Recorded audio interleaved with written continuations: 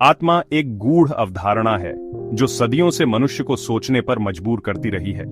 यह हमारे अस्तित्व का वह अदृश्य तत्व है जो हमारे शरीर के नश्वर बंधनों से परे है।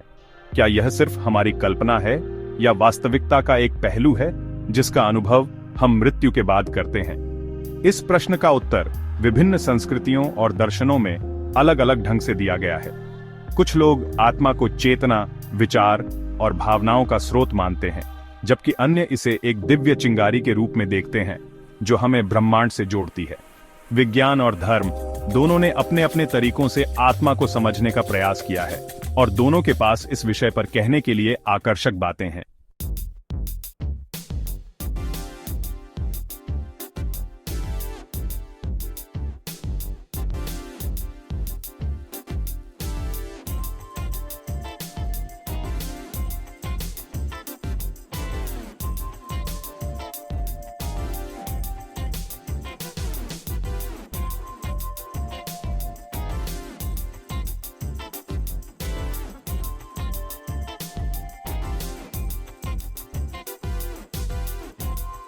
सुझाव देते हुए कि हमारी चेतना का भौतिक आधार है।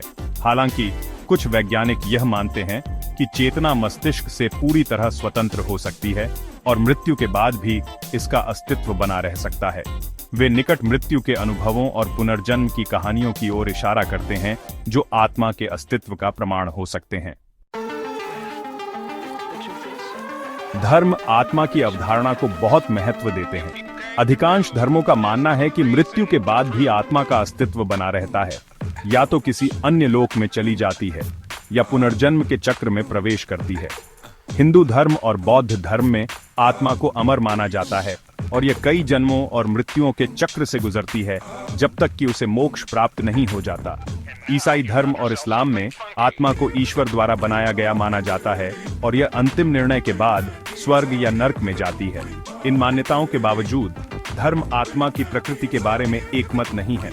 ये बहस का विषय है कि क्या यह एक व्यक्तिगत इकाई है जो अपनी अनूठी पहचान बनाए रखती है, या चेतना का एक सार्वभौमिक क्षेत्र है जिससे सभी आत्माएं जुड़ी होती हैं। आत्मा का अस्तित्व एक ऐसा प्रश्न है जिसका कोई निश्चित उत्तर नहीं है। विज्ञान भौतिक साक्ष्य खोजने में असमर्थ है, जबकि धर्म आस्था और विश्वास पर निर्भर करते हैं। हो सकता है कि आत्मा एक ऐसी वास्तविकता हो जो हमारे वर्तमान वैज्ञानिक समझ से परे है, या यह मनुष्य द्वारा बनाई गई एक मनोवैज्ञानिक संरचना हो सकती है जो हमें जीवन और मृत्यु के रहस्यों का सामना करने में मदद करती है।